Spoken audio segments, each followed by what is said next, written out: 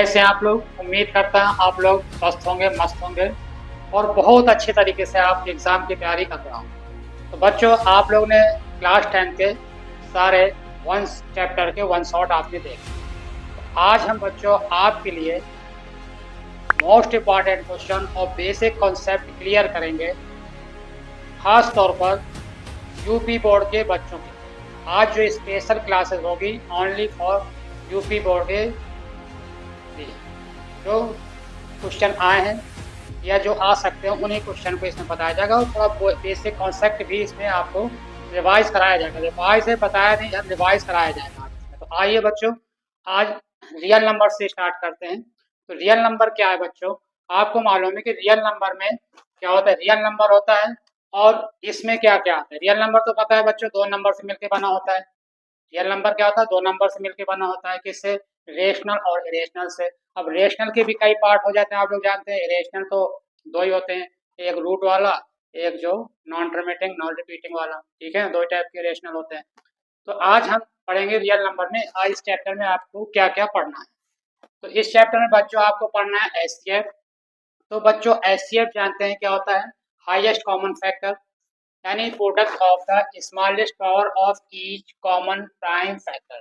क्या है? Smallest number इसमें जो कॉमन होता है, जो स्मॉलेस्ट नंबर, जैसे फैक्टर्स आएंगे, अभी क्वेश्चन भी कराएंगे, जो फैक्टर्स आते हैं उनका जो स्मॉलेस्ट नंबर होगा, ठीक है ना, और स्मॉलेस्ट नंबर होगा और जो पावर मिनिमम होगी, यानी each common factor in number, जो स्मॉलेस्ट नंबर जो कॉमन होगा या मिनिमम नंबर जो कहते हैं, पावर जो होगी, ठीक है ना, जो मिनिमम पावर होती है वो इसमें कॉमन आता है। ध्यान रखना आपको। एलसीएम क्या होता है? Least common factor. Least common factor में क्या है बच्चों? इसकी हम ग्रेटेस्ट पावर को लेते हैं। इसकी हम ग्रेटेस्ट पावर कह रहा है ना, by product of greatest power of each prime factor. जितने भी प्राइम फैक्टर होंगे, मान लो दो नंबर है या तीन नंबर है, उनको जो ग्रेटेस्ट पावर होगी वो नंबर लेना हो, और इन्वॉल्व क्या होना है साथ में इसके? In the number. और जो जो मैक्सिमम पावर होगी, यानी जो ग्रेटेस्ट पावर होगी, वो तो लेना ही लेना है नंबर का।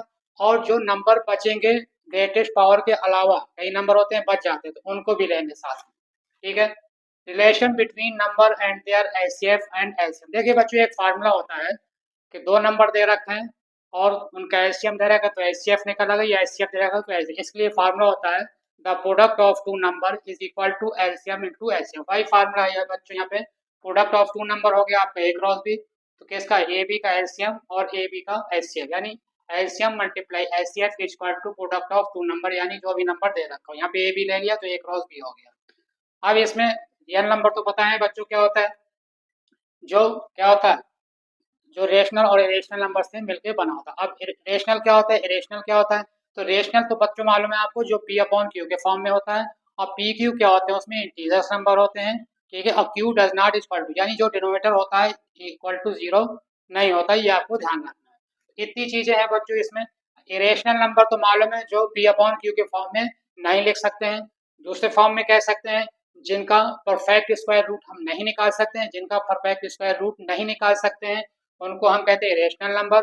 या पाई को भी हम इरेशनल नंबर कहते हैं, बट पाई की जो वैल्यू होती है 22/7, उसको हम रेशनल कहते हैं। ठीक है, इतना ध्यान रखना है आपको।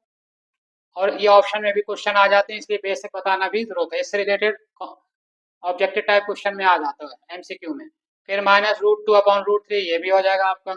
अब 0.10 100 100 100 ये क्या होता है? नॉन रिपीटिंग नॉन रिपीटिंग होता है नंबर। ये भी होता है किसमें? इरेशनल नंबर होता है। तो इस चैप्टर में बच्चों इतना ही है आपका। तो आइए क्वेश्चन स्टार्ट करते हैं बच्चों हम लोग। ठीक है ना। आज जितने भी चैप्टर्स होंगे सबका कराया जाएगा, जितने भी चैप्टर आज हो जाएंगे आपके। ठीक है ना। तो देखिए, रिवीजन शुरू हो गया आपका और ध्यान से आपको पढ़ना है। तो आइए पहले चैप्टर के जो मोस्ट इंपॉर्टेंट क्वेश्चन है उसको आप कराते हैं। तो आइए बच्चों, क्वेश्चन की तरफ चलते हैं। क्या कर रहे हैं क्वेश्चन? देखिए, कई क्वेश्चन कराए जाएंगे इसमें। आपको सिर्फ क्वेश्चन समझाए जाएंगे, करना आपको खुद ही पड़ेगा, क्योंकि इतना टाइम नहीं है कि आपके सारे क्वेश्चन कराए जाएं। तो देखिए, क्वेश्चन कह रहा है कि फॉर द गिवन नंबर, ठीक है ना, फॉर द गिवन नंबर, ये जो नंबर दे रखे हैं इनमें से प्राइम नंबर कौन सा है? ये जो ऑप्शन दे रखे हैं, कह रहा है इसमें प्राइम नंबर कौन सा है। तो बच्चों आप जानते हैं प्राइम नंबर क्या होता है? प्राइम नंबर क्या होता है? जो 2 से स्टार्ट होता है। सबसे छोटा प्राइम नंबर क्या होता है? 2। जो अपने आप से डिवाइड होता है वो होता है प्राइम नंबर। तो यहाँ से सबसे छोटा नंबर क्या है बच्चों, जो प्राइम हो, कहाँ से स्टार्ट होता है, 2 से, तो 2 यहाँ पे क्या है बेटा, प्राइम नंबर, तो ऑप्शन हो जाएगा सी, ठीक है ना। अब दूसरे में कह रहा है the product of two consecutive positive integer is divisible by 2। Consecutive number क्या होता है मालूम है बच्चों, कंटिन्यू नंबर, जैसे 3 के बाद 4, ठीक है ना। तो मान लीजिए अगर हम एक 3 लें, दो टू कॉन्सिक्यूटिव नंबर है, एक 3 लें एक 4 लें, 3 लें 4 लें, तो कह रहा है कि इनका दोनों का क्या प्रोडक्ट, इनका दोनों का प्रोडक्ट क्या 2 से डिवाइजेबल है। अब मान लीजिए 3 या 4 दो नंबर लिए हमने, ठीक है, तो 3 4 जा 12, यानी 12 किससे 2 से डिवाइजेबल हो जाएगा, ठीक है ना। तो क्या हो जाएगा बच्चों, ये ऑप्शन हो जाएगा ट्रू हो जाएगा ये, ठीक है ना। फिर नेक्स्ट कह रहा है the sum of power of prime factor in prime factorisation of 144, कह रहा है कि 144 का पावर का सम, किसका सम बच्चों बताना है, पावर का सम बताना है, पावर का सम। तो 144 का फैक्टर्स निकालिएगा, ठीक है ना, जो भी आएगा उनकी जो पावर आएंगी, जो पावर आएंगी उसका सम निकाल दीजिएगा, ठीक है ना, ये हो जाएगा। जैसे 144 का फैक्टर क्या होगा बच्चों, आपको मालूम है क्या हो जाएगा, 2 से जाएगा ये, 2, फिर 2 से जाएगा 36, फिर 2 से जाएगा 18, फिर 2 से जाएगा 9 आ जाएगा, फिर 3 से जाएगा, फिर 3 जाएगा, ठीक है ना। तो यानी 2 की पावर 4 और 3 की पावर 2, 2 की पावर 4 और 3 की पावर क्या आएगा बच्चों 2। तो पावर का सम पूछा है, किसका पावर का सम, यानी पावर क्या है 4 या 2 है, तो 4 प्लस 2 क्या हो जाएगा बच्चों 6 हो जाएगा। इसी तरह कह रहा है कि लार्जेस्ट नंबर निकालना है हमें, the largest number which divide 70 and 125 का। बच्चों देखिएगा जब भी लार्जेस्ट नंबर का है ना, ठीक है ना, तो क्या निकालते हैं उसमें, निकालेंगे क्या, लार्जेस्ट नंबर कहेगा तो क्या निकालेंगे, अच्छा लार्जेस्ट नंबर कहेगा तो क्या निकालेंगे, उसमें एचसीएफ निकालते हैं, क्या निकालते हैं एचसीएफ। तो कह रहे हैं the largest number which divide 70 and 125। अच्छा इसमें एल एचसीएफ ही क्यों निकाला, कह रहा है कि द लार्जेस्ट नंबर, बड़ा नंबर बताना है जो 70 से और 125 से डिवाइड हो जाए। तो 70 से 125 से इससे छोटा ही नंबर होगा, बड़ा नंबर तो डिवाइड नहीं हो सकता, इससे छोटा ही नंबर होगा, ठीक है ना। तो इसलिए इसका क्या निकालेंगे, एचसीएफ निकालेंगे। तो एचसीएफ में निकालने के लिए जब रिमाइंडर दे रखा होता है बच्चों क्या करते हैं, जब रिमाइंडर दे रखा हो तो क्या करते हैं, पहले रिमाइंडर को माइनस करते हैं, तो 70 में 5 माइनस करेंगे और 125 में 8 माइनस करेंगे और एचसीएफ निकाल देंगे, समझ गए। फिर कह रहे हैं next question, least number, the least number find करना है which when divide by 35 56 and 91 leaves remainder 7। देखिए बच्चों लीस्ट नंबर कहेगा तो क्या करेंगे, एस लार्जेस्ट में क्या किए थे, पहले माइनस किए थे रिमाइंडर को, ठीक है ना, फिर उसका एचसीएफ निकाले थे। लेकिन लीस्ट में क्या करेंगे बच्चों, लीस्ट में क्या करना है, पहले हम एलसीएम निकालेंगे, फिर जो एलसीएम आ जाएगा उसमें से जो रिमाइंडर है उसको क्या करना है बच्चों, उसको हमें कर देना है प्लस। पहले एलसीएम निकालेंगे फिर जो रिमाइंडर है उसको क्या कर देंगे प्लस। और एलसीएम में इसका क्या था, अपोजिट था, पहले क्या निकालेंगे, पहले माइनस करेंगे नंबर को, अब फिर उसके बाद हम एलसीएफ निकालेंगे। तो ये क्वेश्चन हो गए। आइए आगे बढ़ते हुए, आगे बढ़ते हैं। तो आइए बच्चों आगे क्वेश्चन बढ़ते हुए क्या कह रहा है। पहले क्वेश्चन में ए दे रखा है एक्स की पावर 3 वाई स्क्वायर, बी दे रखा है एक्स वाई की पावर 3, फाइंड एचसीएफ। बच्चों क्या बताते हैं, एचसीएफ जब निकालते हैं तो क्या करते हैं, क्या लेते हैं, ठीक है, छोटी पावर लेते हैं, यानी छोटी पावर जो कॉमन होती है। अब देखिए इसमें और इसमें x पहले देख लीजिए, x कंपेयर करिए तो x में छोटी पावर क्या है बच्चों, यहाँ पे x है, ठीक है ना। तो एचसीएफ क्या आ जाएगा बच्चों, x आ जाएगा, और वाई स्क्वायर है यहाँ पे y3, तो जो छोटी पावर होती है वो क्या होता है एचसीएफ में लिया जाता है। तो एचसीएफ क्या आ जाएगा बच्चों, इसमें जब निकालेंगे तो एचसीएफ क्या आ जाएगा, x आ जाएगा और वाई स्क्वायर, यानी वेरिएबल में जो छोटी पावर बताई भी थी, जो छोटी पावर होती है स्मॉलेस्ट पावर होती है उसको लिया जाता है, ठीक है ना। दोनों वेरिएबल अलग अलग है, एक एक्स एक वाई, तो एक्स में जो छोटी पावर होगी उसको लिखेंगे और वाई में जो छोटी पावर होगी उसको लिखेंगे। तो एचसीएफ क्या आ जाएगा बच्चों, एक्स वाई स्क्वायर, ठीक है। फिर नेक्स्ट क्वेश्चन कह रहा है if HCF of 65 and 117 expressed as 65p minus 107 find the value of P. कह रहा है कि इफ इन दोनों का एचसीएफ इस फॉर्म में दे रखा है, एचसीएफ दे रखा है बच्चों इन दोनों नंबर यानी 65 और 117 का एचसीएफ दे रखा है 65p माइनस 107, तो कह रहे find the value of P. तो क्या करेंगे, ये तो एचसीएफ हाई है बच्चों, और 65 और 117 से भी क्या आएगा, हम निकाल लेंगे एचसीएफ। एचसीएफ ने दो नंबर दे रखे हैं तो उसका एचसीएफ निकाल सकते हैं। इन दोनों नंबर से जो एचसीएफ आएगा, इन दोनों नंबर से जो एचसीएफ आएगा, इसके इक्वल करके पी की वैल्यू फाइंड कर लेना। ठीक है बच्चों, फिर नेक्स्ट क्वेश्चन देखिए क्या कह रहा है। इफ एलसीएम ऑफ 26 156 इज 156, अगर एलसीएम इफ एलसीएम दे रखा है इन दोनों का, यानी 26 और 156 का एलसीएम दे रखा है 156, तो कह रहा है फाइंड एचसीएफ। तो बच्चों क्या होता है, product of two number equal to क्या होता है, एचसीएफ मल्टीप्लाई एलसीएम। तो अगर हम एचसीएफ निकालना है और एलसीएम दे रखा है तो क्या करें सॉरी, इन दोनों नंबर को जो दे रखा है मल्टीप्लाई कर देंगे, और जो एलसीएम दे रखा है तो उससे इसको डिवाइड कर देंगे, तो एचसीएफ फाइंड हो जाएगा। फार्मूला लगा दीजिएगा, आ जाएगा, डायरेक्ट फार्मूला लगा दीजिएगा। ठीक है, अब कह रहा है, पूछ रहा है कि रेशनल नंबर से इरेशनल नंबर को माइनस किया जाए, रेशनल नंबर को इरेशनल नंबर से माइनस किया जाए तो कौन सा नंबर हमें मिलेगा, कौन सा नंबर फाइंड होगा।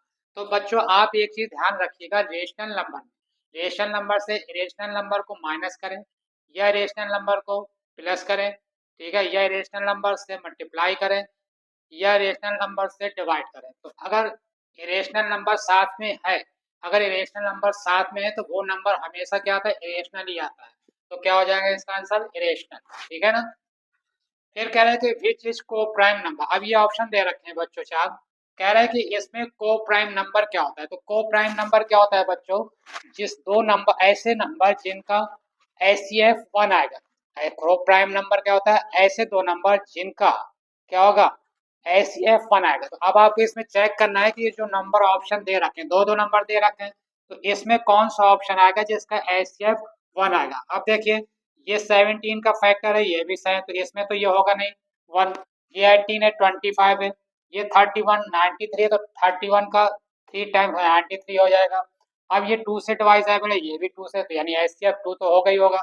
लेकिन क्या है, बी ऑप्शन क्या है बच्चों, इसमें सिर्फ एचसीएफ क्या आएगा, दोनों में 1 आएगा, जिसका एचसीएफ 1 आता है वो होता है कोप्राइम नंबर। ठीक है, फिर नेक्स्ट क्वेश्चन में कह रहा है बच्चों, explain 5 7 multiply 11 multiply 13 plus 13 and 7 multiply 6 multiply 5 multiply 4 multiply 3 multiply 2 multiply 1 plus 5 are composite number. तो बच्चों कंपोजिट नंबर क्या होता है, कंपोजिट नंबर वो होता है जिसका फैक्टर 2 से ज्यादा आते हैं, जिनके फैक्टर 2 से ज्यादा आते हैं वो क्या होते हैं, कंपोजिट नंबर।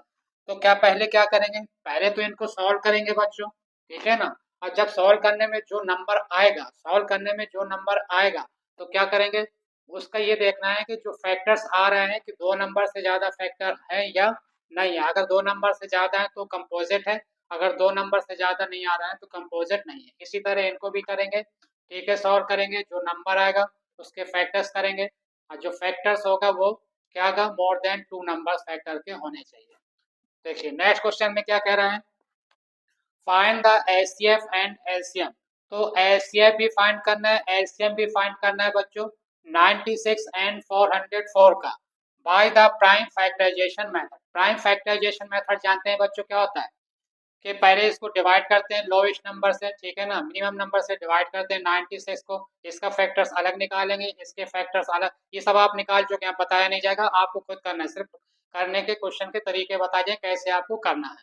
तो 96 के फैक्टर्स निकालेंगे, 404 के फैक्टर निकालेंगे, ठीक है ना, और फिर उसमें आपको बताना है कि एचसीएफ क्या होगा और एलसीएम क्या होगा। तो एचसीएफ तो जानते हैं बच्चों, जो स्मॉलेस्ट कॉमन, जो स्मॉलेस्ट नंबर होता है वो एचसीएफ होता है, ठीक है ना, और जो मैक्सिमम पावर होती है, ठीक है ना, यानी लार्जेस्ट पावर होती है, उसको हम एलसीएम निकालते हैं, और एलसीएम के साथ जो नंबर बच जाते हैं जो नहीं आते हैं वो भी ले लिए जाते हैं, ध्यान रखना है एलसीएम। तो ये सब करे हुए क्वेश्चन है आपके, आप खुद करेंगे, ट्राई करिएगा।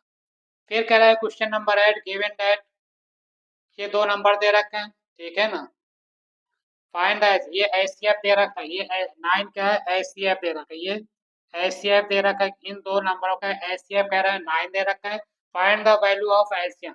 तो फार्मूला क्या होता है, product of two number is equal to HCF into LCM, उसी से ये क्वेश्चन आ जाएगा आपका। ठीक है, तो आइए आप आगे बढ़ते हुए क्वेश्चन करते हैं। आइए बच्चों, तो रेशनल नंबर को प्रूफ के क्वेश्चन हर साल बच्चों, ये जो क्वेश्चन दिखाई दे रहे हैं आपको बोर्ड में, ये हर साल 2 नंबर या 3 नंबर में प्रूफ करने को आता है। तो इसको आप लोग जरूर करके जाइएगा, ठीक है ना। तो देखिए क्या है कि प्रूफ दैट, पहला क्या कह रहा है, proof that root three is rational number. फिर कह रहा है proof that 5 + √3 is rational number. फिर कह रहा है 2 + √3 इज एन रेशनल नंबर। 2 + √3 भी कह सकता है या 3 + √2 भी कह सकते हो, उससे कोई करने का मेथड सब एक ही होता है, ठीक है ना।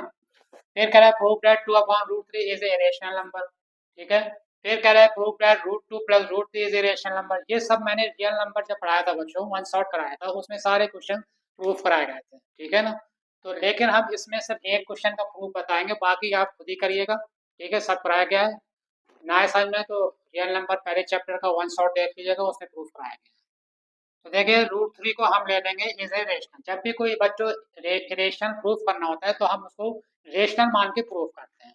तो लेट √3 इज ए रेशनल, तो √3 इक्वल टू क्या हो जाएगा, a/b, ठीक है ना। और कुछ लोग p/q भी लिख सकते हैं या m/n भी, जो लिखना हो लिख सकते हैं।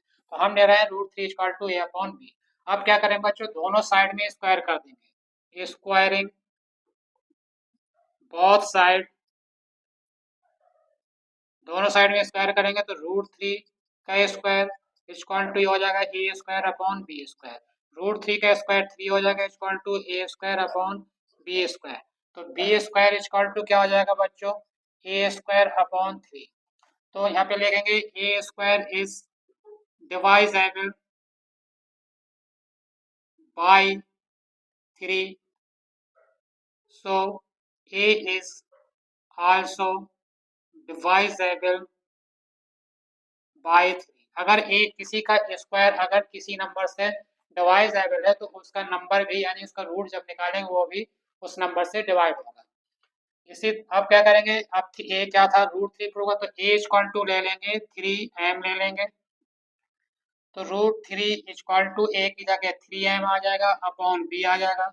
दोनों साइड में फिर स्क्वायर कर देंगे, squaring both side, squaring both sides क्या हो जाएगा, √3 का स्क्वायर 3 हो जाएगा और 3 का स्क्वायर 9m² / b²।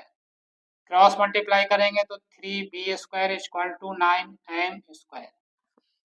तो 9m² इक्वल टू 3b² हो जाएगा।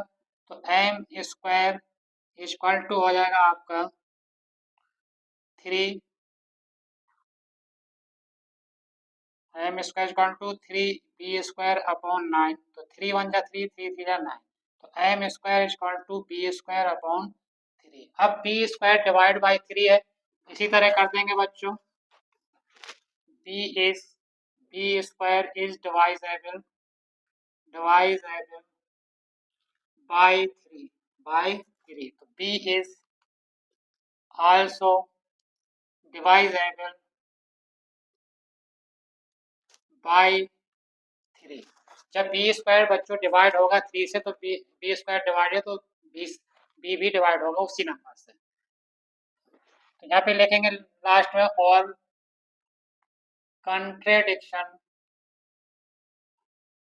contradiction is wrong, so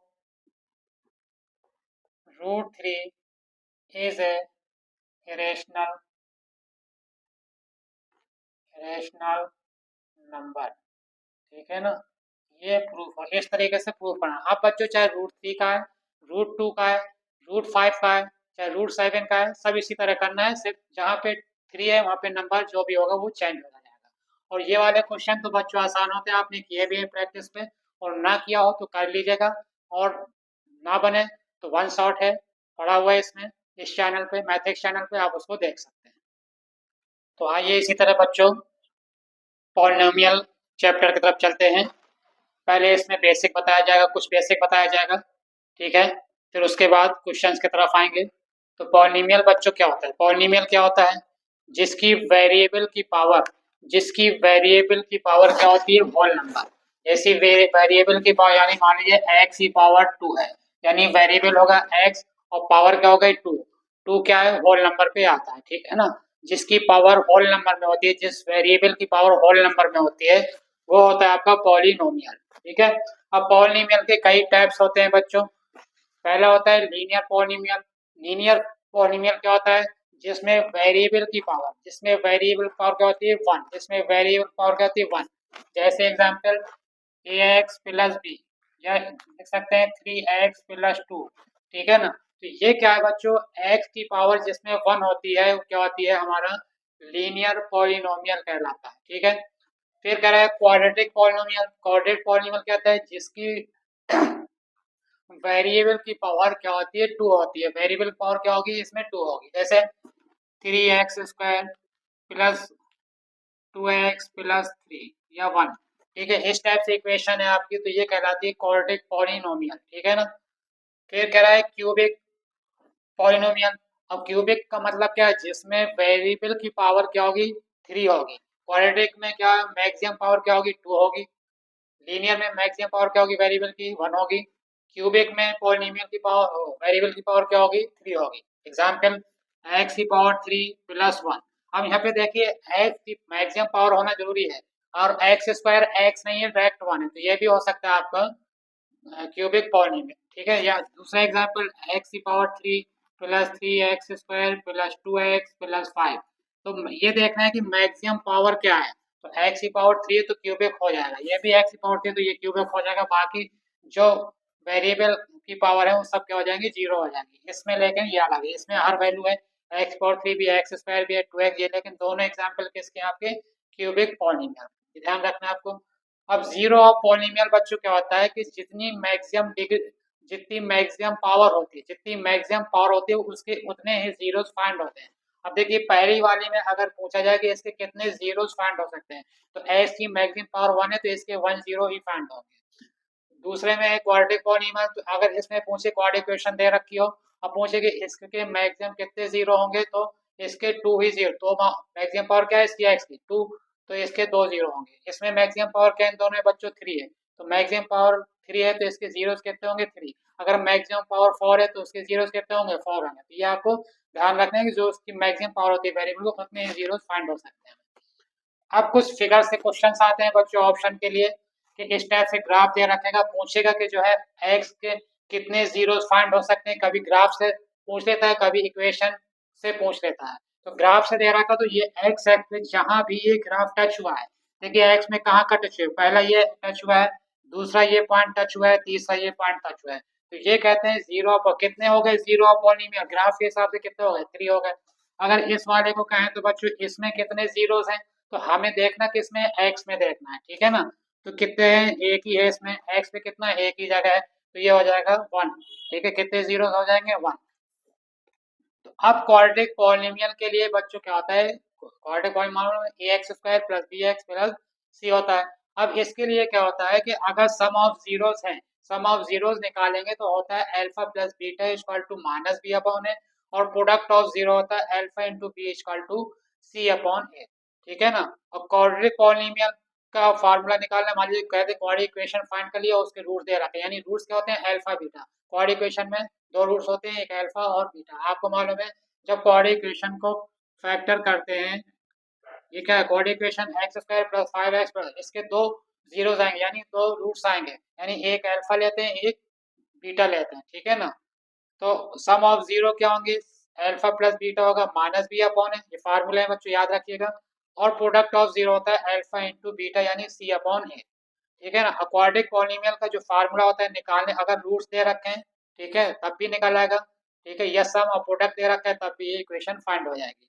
तो के ब्रैकेट के अंदर x² minus alpha plus beta into x plus alpha into beta, तो इस तरीके से इनका यूज करना है, और हम अब क्वेश्चंस लगाएंगे कुछ, ठीक है ना। तो चलिए आइए बढ़ते हैं आगे क्वेश्चंस की तरफ। तो आइए बच्चों पॉलिनोमियल के क्वेश्चंस करते हैं अब हम लोग। क्या कह रहा है question number 1, the sum of zero of quadratic polynomial. Quadratic polynomial दे रखा है 4x² माइनस 4x प्लस 1। तो सम ऑफ जीरो फाइंड करना है, क्या फाइंड करना है, सम ऑफ जीरो। बेटा सम ऑफ जीरो क्या होता है alpha plus beta, alpha plus beta equal to क्या होता है माइनस बी अपॉन ए। अब ए बी सी तो आप मालूम है, चैप्टर आप पढ़ चुके हैं, लास्ट है ABC कैसे निकलता है मालूम ही है ठीक है ना। तो अल्फा प्लस बीटा निकाल लेंगे तो सम ऑफ जीरो आ जाएगा माइनस बी अपॉन है, तो माइनस की जगह माइनस, अब बी की जगह माइनस तो 4 अपॉन 4, ए की जगह 4, तो क्या आ जाएगा 1 आ जाएगा। तो ये सब निकालेंगे, सिर्फ आपको हिंट दी जाएगी टाइम का। अब देखिए question number 2, A 1 0 of 2x square minus 3x plus के। अगर कह रहा है कि 1 0 क्वाड्रिक पॉलिनोमियल दे रखा है, कह रहा है 1 0 दूसरे का अदर का रेसिप्रोकल है, ठीक है ना। एक जीरो दूसरे का क्या है रेसिप्रोकल है। तो कह रहा है फाइंड द वैल्यू ऑफ के, तो के की वैल्यू फाइंड करनी है। तो बच्चों क्या होता है कि जब भी कहेगा ध्यान रखिएगा कि एक एक जीरो दूसरे का रेसिप्रोकल है, एक जीरो दूसरे का रेसिप्रोकल है, तो C इक्वल टू हमेशा ए कंडीशन आती है, C इक्वल टू ए, ठीक है ना। तो C की जगह क्या है बच्चों, यहाँ पे K है और A की जगह 2, तो K की वैल्यू क्या आ जाएगी 2 आ जाएगी, समझ गए। या आप फार्मूले से भी लगा सकते हैं, ठीक है ना, फार्मूले से लगा दीजिएगा। अल्फा इंटू बीटा क्या होता है, देखिए अल्फा इंटू बीटा क्या होता है C अपॉन ए, और बीटा की जगह एक अल्फा है तो यहाँ पे रेसिप्रोकल है, तो एक अल्फा है तो दूसरा क्या हो जाएगा 1 बाई अल्फा, तो ये हो जाएगा alpha into 1 by alpha equal to C upon है। तो देखिए अल्फा से अल्फा कट गया तो C इक्वल टू ए आ गया कि नहीं आ गया, तो क्या आ जाएगा C की जगह K और A की जगह 2, तो K इक्वल टू 2 आ जाएगा। इसी तरह बच्चों क्वेश्चन नंबर 3 देखिए क्या कह रहा है, if the zero of the quadric polynomial, if the zeros of the quadric polynomial x square plus A plus 1x plus B are 2 and minus 3, ठीक है ना।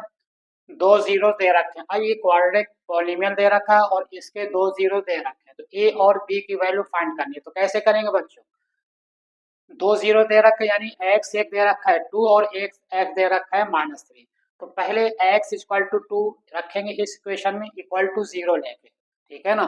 एक्स की जगह 2 रखना इक्वल टू 0 कर देंगे। इसी तरह फिर रखेंगे एक्स की जगह माइनस 3 फिर इक्वल टू 0, दो इक्वेशन आ जाएंगे, दोनों को सॉल्व कर लेंगे तो ए और बी की वैल्यू आपकी फाइंड हो जाएगी।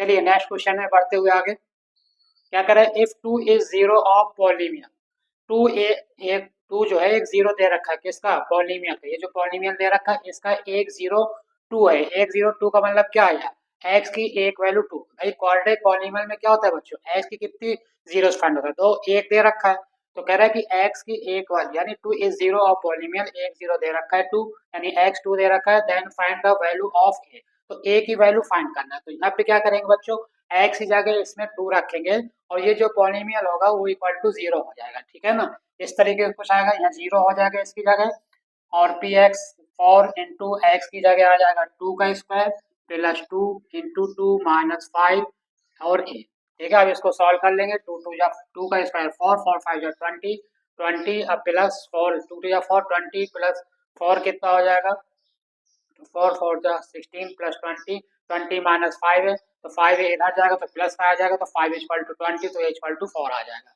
फाइंड कर लीजिएगा इसको।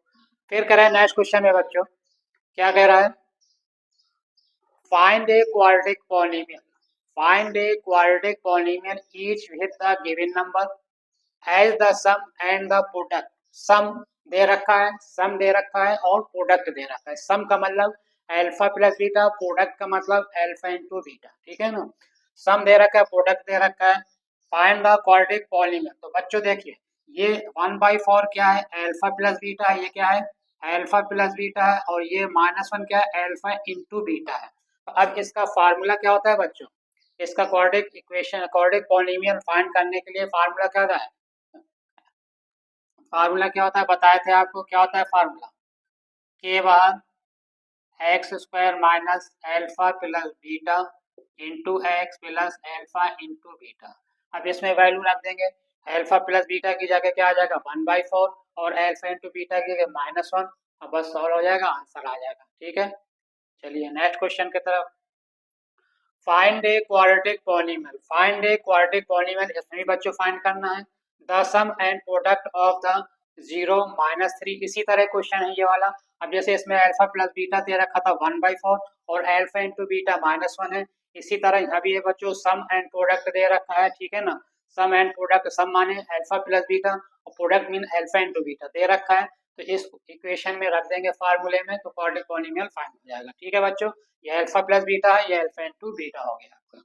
चलिए नेक्स्ट क्वेश्चन में क्या कह रहा है, find the zero of the quadric polynomial, find the zeros of the quadric polynomial. इनके जो इक्वेशन दे रखा है बच्चों, इसके ये इक्वेशन जो दे रखा है इसके हमें जीरोस फाइंड करने हैं। ठीक है, जीरोस कैसे फाइंड करते हैं, फैक्टर करके। तो फैक्टर कितने तरीके से कर सकते हैं बच्चों, प्राइम फैक्टराइजेशन मेथड से कर सकते हैं, ठीक है, यानी बी को ब्रेक करके स्प्लिट फॉर्म से, ठीक है ना, या फार्मूला होता है क्वाड्रिक इक्वेशन, उससे भी निकाल सकते हैं, यानी इसके जीरोस पहले निकालना है, फैक्टर करके किसी मेथड से कर लीजिए, ठीक है।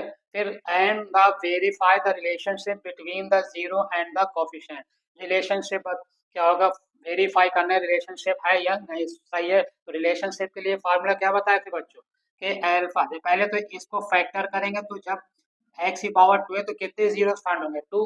तो जो 2 वैल्यू फाइंड होती है इसकी, एक अल्फा होता है एक बीटा होता है, 2 जीरो है। तो अल्फा बीटा जब यानी एक्स की 2 वैल्यू निकल आएंगे तो क्या करेंगे, एक को अल्फा लेंगे दूसरे को बीटा। फिर कह रहे हैं कि वेरीफाई द रिलेशन, बताए थे formula alpha plus beta equal to क्या होगा बेटा, माइनस बी अपॉन ए की इक्वल आना चाहिए, ठीक है।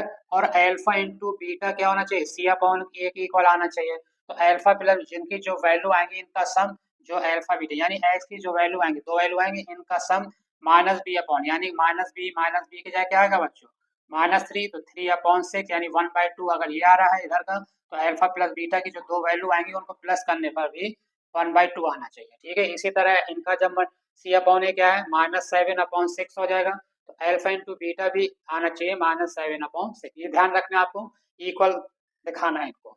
इस टाइप के क्वेश्चन अक्सर आते हैं, ठीक है ना, ध्यान में रखना है, जितने भी क्वेश्चन हैं सब इंपॉर्टेंट क्वेश्चन हैं। अब देखिए नेक्स्ट क्वेश्चन में क्या करा है, if -3 is one of the zero of the quadric polynomial, -3 क्या है बच्चों, -3 क्या दे रखा है, if -3 is one of the zero of the quadric polynomial है, ठीक है ना, इसका ये इक्वेशन दे रखा है, ठीक है ना, then find the value of other zero, ठीक है ना। तो अगर कह रहा है कि -3 अगर एक जीरो दे रखा है तो अदर यानी दूसरा जीरो निकालना है। अब बच्चों आपको मालूम जब क्वाड्रिक इक्वेशन है, जब क्वाड्रिक इक्वेशन है तो क्या हो जाएगा बच्चों, 2 जीरो फाइंड होंगे, एक दे रखा है, करे दूसरा पूछा है, लेकिन उससे पहले के हमें निकालना पड़ेगा, के कैसे निकालेंगे थे अभी, देखिए अभी एक क्वेश्चन था कोई, ठीक है ना, उस ये, ठीक है ना, ये नहीं, ये वाला क्वेश्चन था इसमें। तो इफ 2 एक एक जीरो दे रखा था तो क्या किए थे, इसमें रख दिए थे वैल्यू, तो हमें ए की वैल्यू फाइंड हो गई थी। इसी तरह इसको भी करना है बच्चों, पहले एक्स की जगह -3 रखेंगे और इक्वेशन को इक्वल टू 0 करेंगे, तो हमें के की वैल्यू फाइंड हो जाएगी। और जब के की वैल्यू फाइंड हो जाएगी, के की वैल्यू जब फाइंड हो जाएगी तो क्या करेंगे, के की जगह रख देंगे तो क्वाड्रिक इक्वेशन आ जाएगी, ठीक है ना, उनको कोएफिशिएंट आ जाएंगे। तो उसके बाद क्या करना है, उसका फैक्टर्स करके, चाहे प्राइम फैक्टर स्प्लिट फॉर्म से कर लीजिएगा और चाहे क्वाड्रिक फार्मूले से कर लीजिएगा उसका फैक्टर। तो अदर जीरो, एक जीरो दे रखा है, दूसरा जीरो फाइंड करना है, ठीक है। इस तरीके से ये क्वेश्चन हो गए, और भी अभी इस चैप्टर के क्वेश्चंस करेंगे हम। तो आइए इस चैप्टर का लास्ट क्वेश्चन देखते हैं बच्चों, क्या कह रहा है, if alpha and beta are zero of the quadric polynomial, कह रहा है कि अल्फा और बीटा अगर इस पॉलिनोमियल के जीरोस हैं, ठीक है ना। अब पी एस इक्वेशन दे रखा है, P S equal to 3x² minus 6x, ठीक है, 6s plus 4, then find the value of alpha upon beta plus beta upon alpha plus 2 1 upon alpha plus 1 upon beta plus 3 into alpha into beta. तो क्या करना है बच्चों, जब भी alpha into beta के फॉर्म में क्वेश्चन आएगा तो एक चीज आप याद रखिएगा कि हमें जब, ठीक है ना, अल्फा प्लस बीटा निकालना है और अल्फा इंटू बीटा निकालना है, उसके बाद आइडेंटिटी जैसी आएगी उसी तरह से करना है हमें क्वेश्चंस को। तो क्या करेंगे, अल्फा अपॉन बीटा, अब क्या करेंगे, इनको कैसे करेंगे बच्चों, कर लेंगे, करिएगा, बताया, सिर्फ हिंट दी जाएगी आपको आज, ठीक है ना। चैप्टर सारे चैप्टर के वन शॉट हैं, जो चीज समझ में है डिटेल में वन शॉट में जाके आप देख सकते हैं। तो इनको एलसीएम लेके सॉल्व कर लेंगे, कैसे, अल्फा बीटा एलसीएम आ जाएगा तो ये हो जाएगा alpha square plus beta square plus 2 बाहर, अल्फा इंटू बीटा एलसीएम आ जाएगा तो अल्फा प्लस बीटा यहाँ भी आ जाएगा plus 3 into alpha into beta. तो अल्फा इंटू बीटा निकालेंगे सबसे पहले, है माइनस बी अपॉन ए होता है, इस इक्वेशन से ए क्या है आपका, माइनस की जगह माइनस, बी क्या है, बी है -6 तो +6 हो जाएगा अपॉन ए की जगह 3, क्या आ जाएगा, अल्फा प्लस बीटा 2 आ जाएगा, अल्फा इंटू बीटा क्या हो जाएगा C/A यानी 4/3 आ जाएगा। अब जहाँ पे अल्फा प्लस बीटा है वहाँ पे रखेंगे 2 और जहाँ पे अल्फा इंटू बीटा है वहाँ पे रखेंगे 4/3। अब आपको मालूम है alpha square plus beta square की जगह क्या लिख सकते हैं? Alpha square plus beta square की जगह क्या लिख सकते हैं? अल्फा प्लस बीटा का स्क्वायर माइनस 2 अल्फा बीटा लिख सकते हैं। ठीक है ना, तो उसकी तरह ये उसकी जगह ये लिख दीजिएगा, अल्फा प्लस बीटा आ गया और अल्फा इंटू बीटा आ गया। ध्यान रखिएगा ये। तो इस तरीके से क्वेश्चन को आप खुद सॉल्व करना है आपको पूरा। तो आइए बच्चों नेक्स्ट चैप्टर की तरफ चलते हैं। अगले चैप्टर में अगला चैप्टर क्या है? Pair of linear equation in two variable. Pair of linear equation in two variable यानी जिसमें दो वेरिएबल होंगे, यानी दो वेरिएबल ज्यादातर एक्स या वाई कोई भी दो वेरिएबल हो सकते हैं। तो उनको देखिए दो तरीके से सॉल्व करने का। वैसे सॉल्व करने के तो कई मेथड होते हैं, लेकिन आपके जो सिलेबस में है वो सिर्फ है सब्स्टिट्यूशन मेथड और एलिमिनेशन मेथड। दो इक्वेशन कैसी होंगी बच्चों? a1x plus b1y plus c1 equal to 0 और दूसरी होगी a2x plus b2y plus c2 equal to 0। अब x a1 a2 b1 b2 c1 c2 की जगह इनके क्या आ जाते हैं? वैल्यू हो सकती है, कोई नंबर रियल नंबर हो सकता है। ठीक है ना, तो x का कोएफिशिएंट पहली इक्वेशन का x का कोएफिशिएंट होता है a1, y का कोएफिशिएंट होता है b1 और जो कांस्टेंट होता है वो होता है c1। इसी तरह इक्वेशन 2 में x का कोएफिशिएंट होता है a2, y का कोएफिशिएंट होता है b2 और जो कांस्टेंट होता है वो c2। तो ये सॉल्व करते हैं दो मेथड से बच्चों। आप मालूम है सब सारे क्वेश्चन सब लोग लगा चुके हैं। ठीक है ना, तो सब्स्टिट्यूशन मेथड से एलिमिनेशन मेथड। तो सब्स्टिट्यूशन मेथड क्या होता है मालूम है आपको? क्या होता है सब्स्टिट्यूशन मेथड? होता है दो इक्वेशन अगर दे रखी हैं, ठीक है ना, तो ये तो x वैल्यू x के टर्म में निकालते हैं या y के टर्म निकालते हैं। अगर x निकालते हैं तो x की वैल्यू जिस इक्वेशन से निकालते हैं उसमें नहीं पुट करते, उसकी दूसरी इक्वेशन में पुट करते हैं। अभी क्वेश्चन कराएंगे, बताए जाएंगे अभी। ठीक है ना, लेकिन आप लोग कर भी चुके हैं, सब लोग समझते हैं। तो सब्स्टिट्यूशन होता है जब किसी एक x या y निकाल के दूसरी इक्वेशन में रख देते हैं, तो ये सब्स्टिट्यूशन मेथड होता है। और एलिमिनेशन मेथड क्या होता है बच्चों कि x का कोएफिशिएंट या y के कोएफिशिएंट को क्या करते हैं? इक्वल करते हैं। ठीक है ना, दोनों इक्वेशन दो इक्वेशन होंगी, x के कोएफिशिएंट को इक्वल करते हैं या फिर y के कोएफिशिएंट को इक्वल करके उसको प्लस माइनस करते हैं। ठीक है ना, और x y फाइंड होता है। दो तरीके से हैं आपके कोर्स में। ठीक है, फिर उसके बाद ये तो हो गया इक्वेशन सॉल्व करने का मेथड बच्चों। दो मेथड हैं। उसके बाद होता है नेचर ऑफ लाइन। दो इक्वेशन दे रखी है, तो जैसा भी बताएं बच्चों के x का कोएफिशिएंट पहली इक्वेशन का a1 होता है, y का b1 ये कांस्टेंट c1। इसी तरह x का दूसरी इक्वेशन की x कोएफिशिएंट a2, y का b2 और कांस्टेंट c2। तो ये कुछ का नेचर होती है, लाइन का नेचर होता है कि कैसे पहचाने किस नेचर का है। ठीक है ना, तो अगर a1 upon a2 does not equal to b1 upon b2, अगर a1 upon a2 does not equal to b1 upon b2, तो क्या होगा? इंटरसेक्ट लाइन होगा। क्या होगा बच्चों?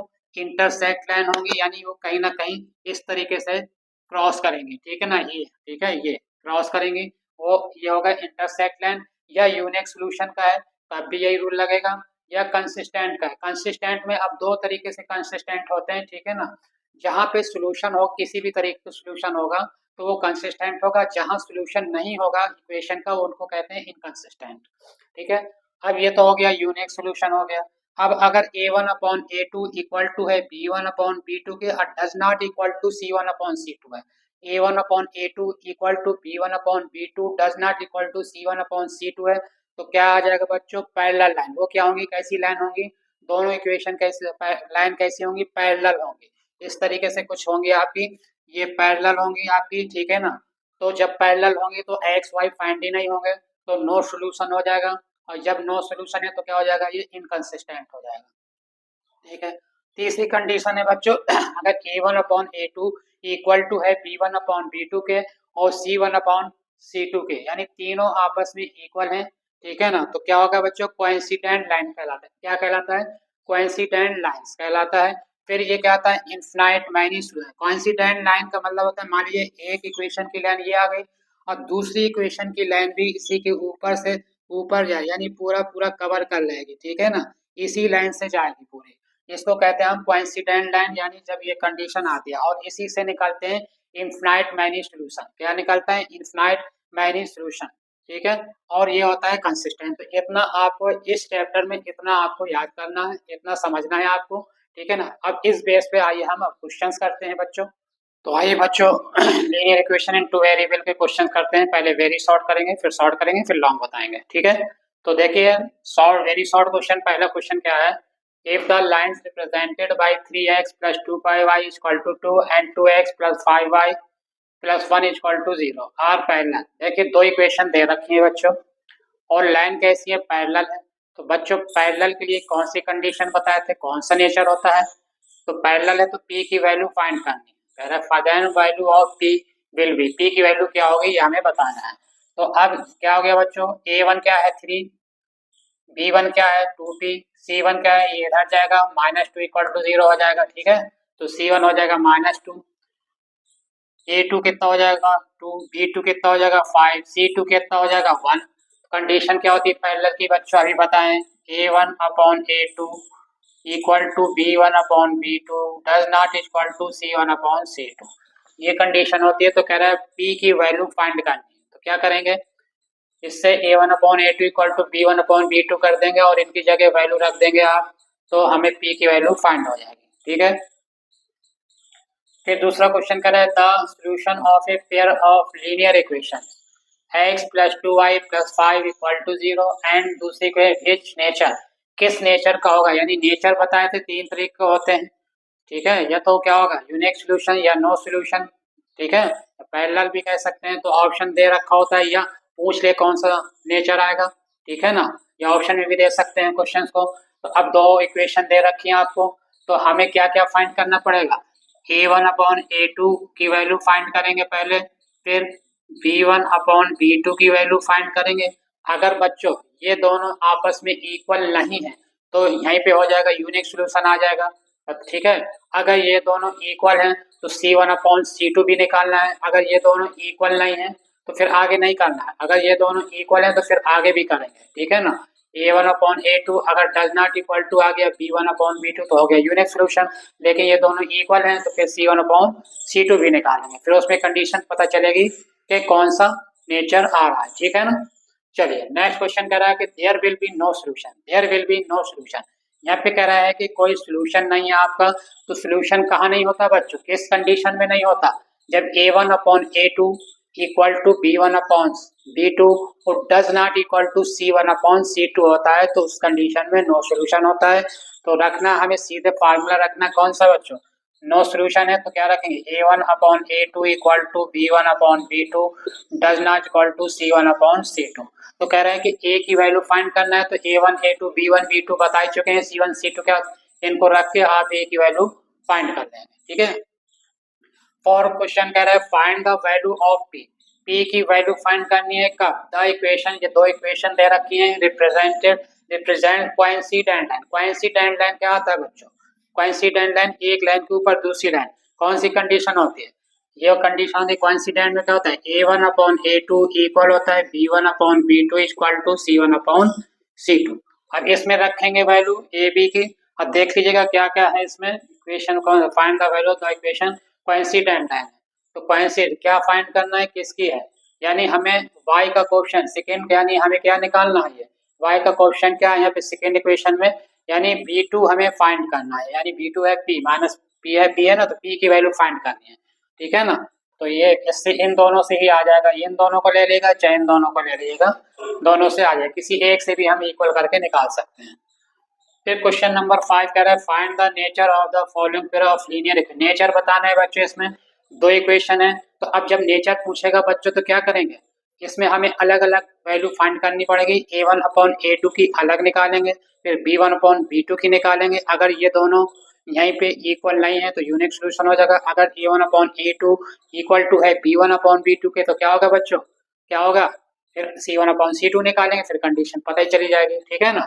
फिर next question in the system of equation x upon a equal to y upon b, ठीक है ना। इनको इक्वेशन ये है, दूसरी इक्वेशन ये है, तो find the value of y, सिर्फ y की वैल्यू पूछ रही है कि क्वेश्चन में। तो क्या करेंगे, पहले या तो हम एलिमिनेशन से कर दें या सब्स्टिट्यूशन से। तो ये आप कहेंगे सर ये तो इक्वेशन लग ही नहीं रहा है, तो क्रॉस मल्टीप्लाई कर देंगे तो क्या हो जाएगा x b equal to y है, हो जाएगा। तो इसी को लिख सकते हैं x b minus y a भी लिख सकते इक्वल टू 0। अब एक्स और वाई के टर्म में आ गया।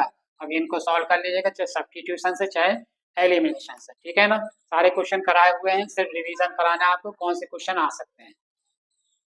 फिर नेक्स्ट क्वेश्चन में कहेगा सॉल्व द इक्वेशन। अब इसको चाहे आप इक्वेशन सॉल्व करने के लिए जब भी कहेगा बच्चों ये जरूर नहीं कि यही क्वेश्चन आए, हाँ सॉल्व द इक्वेशन, ये इक्वेशन दे रखा होगा और कहेगा कि जो है इसको सॉल्व करिए, यानी सॉल्व करने का मतलब यहाँ पे एक्स और वाई फाइंड करना है।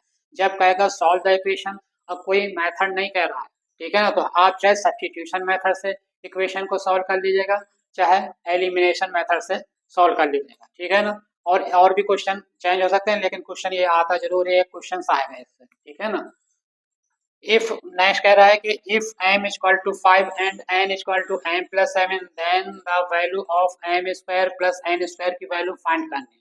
तो बच्चों m तो 5 दे रखा है, n equal to m plus 7 है, तो m की जगह 5 लिख देंगे, तो 5 प्लस 7 n हो जाएगा 12, m है 5। अब इसकी जगह m की जगह रख देंगे 5 का स्क्वायर, n की जगह 12 का स्क्वायर, तो यह आ जाएगा 12 का स्क्वायर 144, ये आ जाएगा आपका 5 का 25, इनको प्लस करके स्क्वायर रूट उसका निकाल देंगे। ठीक है, फिर नेक्स्ट क्वेश्चन कह रहा है कि 1/3 of any number, 1/3 of any number, 1/3 of any number is 21 है।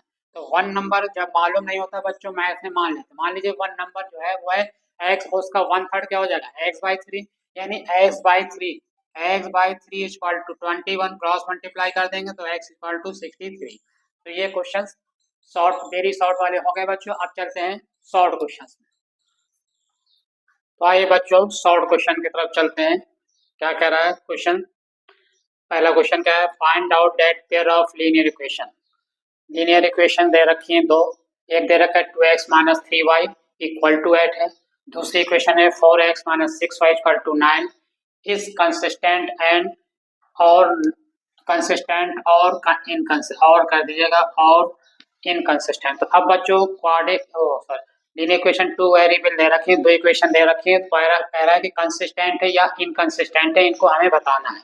तो कैसे पता चलेगा बच्चों, a1/a2 निकालेंगे, b1/b2 निकालेंगे। ठीक है ना, अब कंसिस्टेंट कहाँ होता है, अभी बताए थे रूल्स में कि तीन कंडीशन होती हैं जो कंसिस्टेंट कहाँ कहाँ होता है, जिनका सोल्यूशन, जैसे इक्वेशन दो इक्वेशन का जिनका सोल्यूशन होता है उसको हम कहते हैं कंसिस्टेंट, और जहां सोल्यूशन नहीं होता है उसको कहते हैं इनकंसिस्टेंट।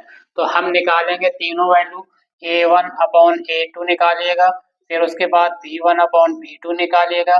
अगर यही इक्वल नहीं है, यानी a1/a2 does not equal to b1/b2 है, तो यहाँ पे क्या आ जाएगा यूनिक सोल्यूशन, यानी कंसिस्टेंट। जहाँ पे सोल्यूशन होता है किसी भी तरीके का सोल्यूशन हो वो होता है कंसिस्टेंट, तो यही कंसिस्टेंट हो जाएगा। अगर ये दोनों इक्वल हैं आप आ गए तो तीसरा भी निकालेंगे C1/C2, फिर देखेंगे तीनों इक्वल हैं या ये दोनों इक्वल है, ये इक्वल नहीं है, तो कंडीशन पता है बच्चों आपको, तीनों लिखा चुके हैं, पता चल जाएगा कंसिस्टेंट है या इनकंसिस्टेंट है। ठीक है, किस कंडीशन में इनकंसिस्टेंट आता है, ये दोनों इक्वल होंगे और ये नॉट इक्वल होगा। अगर लेकिन निकालेंगे अलग अलग निकालेंगे तो तभी पता चलेगा। ठीक है ना, पहले से नहीं मालूम है कि इक्वल है या नहीं है, ध्यान रखिएगा। फिर क्वेश्चन नंबर 2 क्या कर रहा है, फॉर व्हाट वैल्यू ऑफ के की वैल्यू हमें फाइंड करनी है।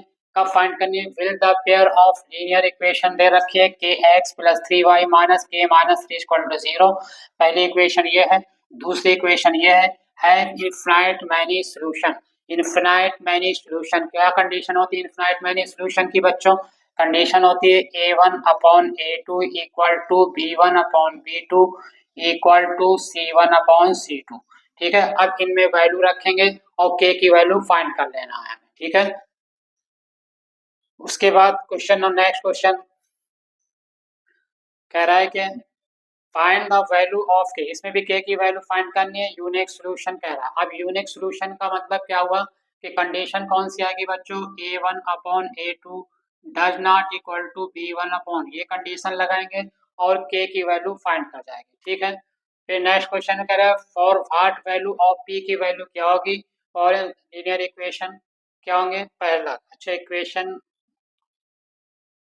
छूट गया, क्वेश्चन छूट गया है, तो ध्यान रखिएगा इस टाइप के क्वेश्चन आते हैं अक्सर, आपकी इक्वेशन नहीं लिखी है इसमें। For what value of P will be following system, और ये दो इक्वेशन दे रखी होंगी। पैरेलल लाइंस कब होती है बच्चों, आपको मालूम है पैरेलल लाइन कब होती है, पैरेलल लाइन कब होती है, जब नो सोल्यूशन होता है। नो सोल्यूशन क्या होता है, A1/A2 इक्वल टू B1/B2 और does not equal to C1/C2। जो भी इक्वेशन होगी इनमें रख देंगे। कहने का मतलब क्या है कि एक क्वेश्चन से आता है, चाहे यूनिक सोल्यूशन का है, चाहे इनफाइनाइट मैनी सोल्यूशन का है, चाहे कोइंसिडेंट का है, ठीक है ना। ये सब आपको ध्यान रखना है कि कौन सी कंडीशन लगनी है। फिर नेक्स्ट क्वेश्चन में solve 2x + 3y = 11 and 2x - 4 = -24 and then find the value of m for which y = mx + 3। दो इक्वेशन दे रखी हैं बच्चों, और इसमें कह रहा है y = mx + 3 भी दे रखा है आपको। तो कह रहा है कि हमें m की वैल्यू फाइंड करनी। तो क्या करेंगे बच्चों, ये जो इक्वेशन दो दे रखी हैं इनको हम चाहे सब्स्टिट्यूशन मेथड से करें, चाहे एलिमिनेशन मेथड से करें, एक्स वाई जब फाइंड कर लेंगे, जब एक्स वाई फाइंड हो जाएगा तो एक्स की जगह एक्स वाई इस इक्वेशन में रख देंगे, एक्स वाई इन इक्वेशन में रख देंगे तो एम हमारा फाइंड हो जाएगा। समझ गए बच्चों। चलिए नेक्स्ट क्वेश्चन में कह रहा है कि solve the following pair of linear equation 0.2x + 0.3y = 1/3 and 0.4x - 0.5y = -0.7। तो कह रहा है ये इक्वेशन दे रखी। तो अब इसमें कोई कंडीशन नहीं, चाहे सब्स्टिट्यूशन से करिए बच्चों आप, और चाहे एलिमिनेशन से कर लीजिएगा, ठीक है। ये क्वेश्चन को कर लीजिएगा, क्या कि पॉइंट वाले हैं, बच्चों को काफी प्रॉब्लम होती है पॉइंट वाले क्वेश्चन करने में। नेक्स्ट क्वेश्चन कह रहा है the difference between two number, दो नंबर का डिफरेंस कह रहा है। The difference between two numbers is 26। दो नंबर का डिफरेंस है बच्चों 26, लेकिन हमें नंबर नहीं मालूम है। नंबर नहीं मालूम है तो क्या करते हैं बच्चों मैथ में, अगर कोई चीज हमें मालूम नहीं उसको क्या करते हैं, मान लेते हैं अपने आप से। तो मान लेंगे दो नंबर है, एक एक्स है और एक वाई है। जब एक एक्स और वाई है तो और उनका डिफरेंस कितना है 26। तो डिफरेंस का मतलब माइनस, तो x - y हो जाएगा 26, एक इक्वेशन। फिर कह रहा है कि आर वन नंबर, जो वन नंबर है वो 3 टाइम्स है अदर नंबर का, ठीक है। तो यहाँ पे ये देखना पड़ेगा बच्चों, तो ग्रेटर नंबर कौन सा है, ग्रेटर नंबर ही तो बड़ा होगा। तो ग्रेटर होगा x, क्योंकि x - y, x को y से माइनस किए हैं। तो यहाँ पे जो कंडीशन अकॉर्डिंग टू क्वेश्चन आएगा x = हो जाएगा 3y। अब देखिए बच्चों, तो इक्वेशन मिल गई, एक ये फर्स्ट हो गई और ये सेकेंड हो गई। तो x की जगह 3y लिख देंगे तो हो जाएगा 3y - y, 2y = 26। y find हो जाएगा, जब y फाइंड हो जाएगा तो इसमें रख देंगे, तो 3 इंटू जो भी आएगा वो देख लीजिएगा। इस तरीके से इसको सॉल्व कर देंगे। क्वेश्चन नंबर नेक्स्ट कह रहा है कि the sum of two number is 85।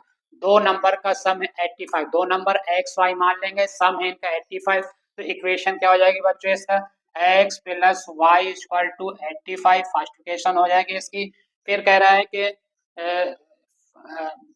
if the larger number, if the larger number is the larger number, larger number क्या ले लेंगे, y ले लेंगे। तो larger number क्या है, 5 ज्यादा है किससे, 4 टाइम्स से स्मॉलर नंबर, स्मॉलर नंबर को x हो जाएगा। तो ये देखिए इसको y इधर ले लेंगे और 5 इधर लेंगे, तो इक्वेशन क्या आ जाएगी, ये आ जाएगी 4x - y = -5। ये सेकेंड मान लेंगे, ये फर्स्ट इक्वेशन।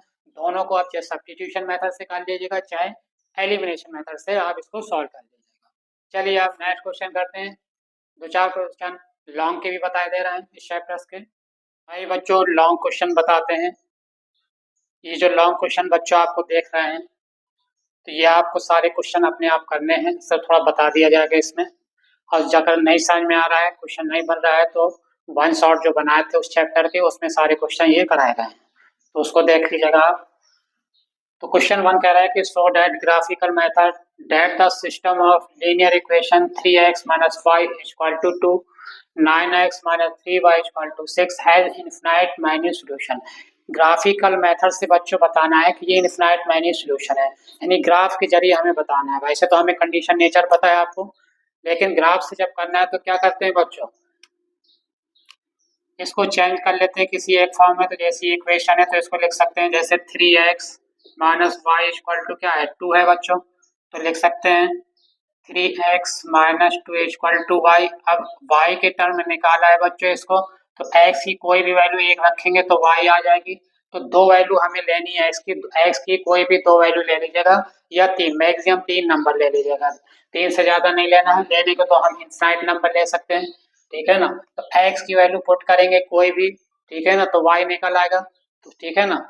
उसके बाद इसी तरह दूसरी इक्वेशन में भी y निकाल लेंगे, तो ये क्या हो जाएगा 9x -6 इक्वल टू हो जाएगा 3y, तो y इक्वल टू क्या हो जाएगा 9x माइनस 6 अपॉन 3 हो जाएगा। इधर भी x की वैल्यू रखेंगे तो y की निकल आएंगे, ठीक है ना।